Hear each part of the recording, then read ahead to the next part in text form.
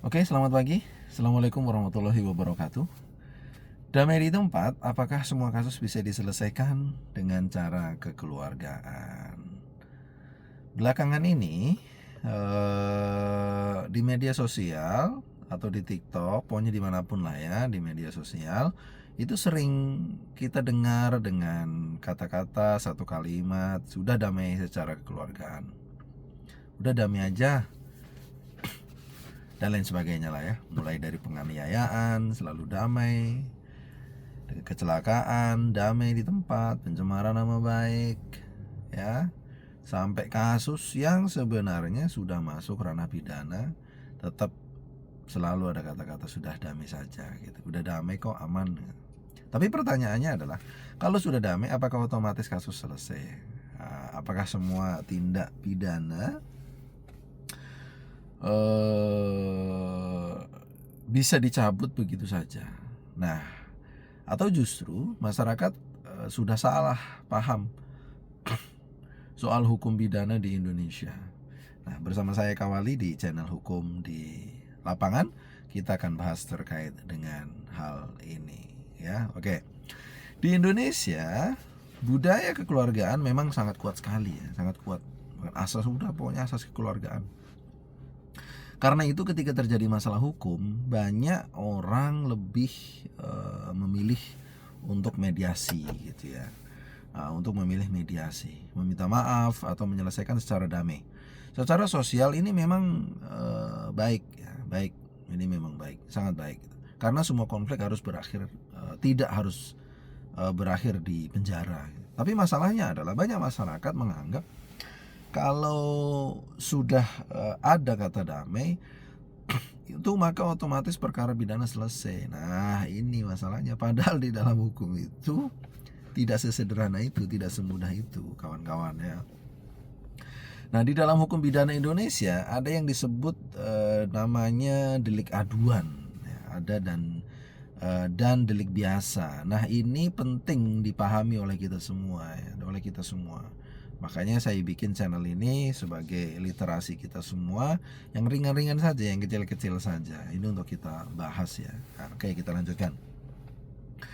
Nah, delik aduan adalah tindak pidana yang proses hukumnya bergantung pada laporan korban.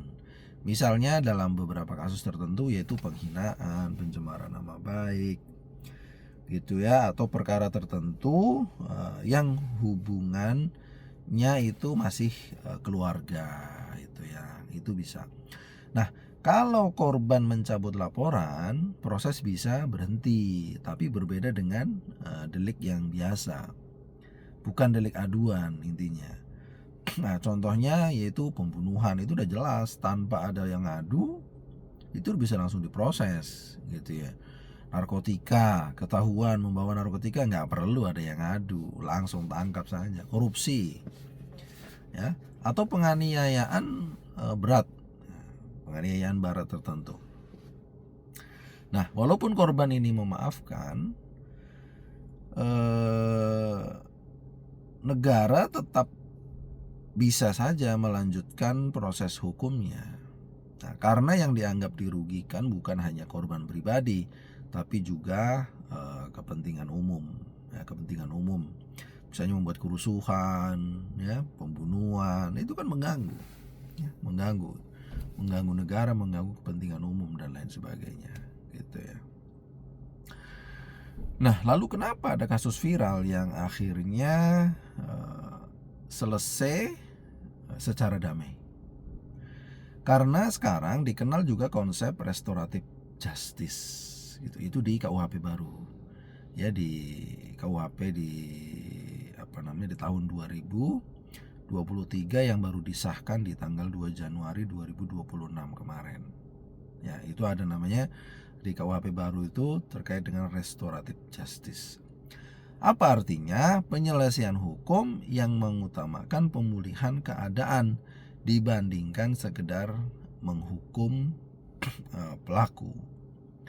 Nah, gitu. Tapi restoratif justice ini tidak bisa dipakai oleh sembarangan orang yang terkena kasus hukum. Biasanya ada syarat-syarat tertentu.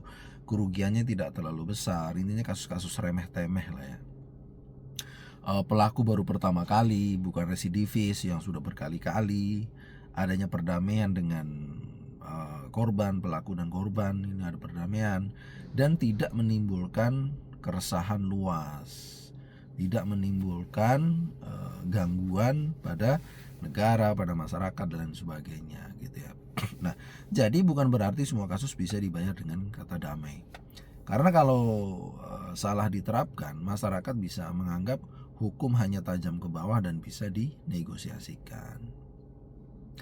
Nah, berangkat dari situ, ini yang mulai berbahaya. Ketika masyarakat terlalu sering melihat kasus berakhir damai, muncul opini kalau punya uang semuanya bisa selesai.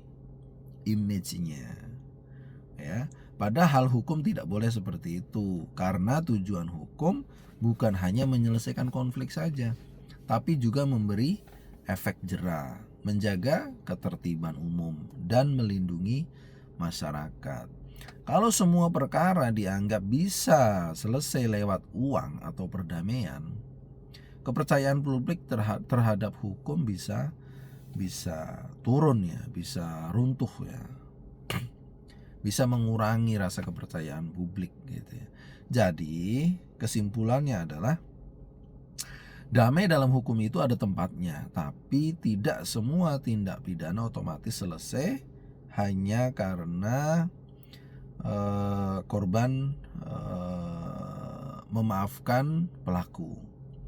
Karena dalam banyak kasus, hukum juga melindungi kepentingan masyarakat luas, masyarakat umum. Ya, tujuan dibuatnya hukum adalah untuk melindungi masyarakat luas, ya, masyarakat luas.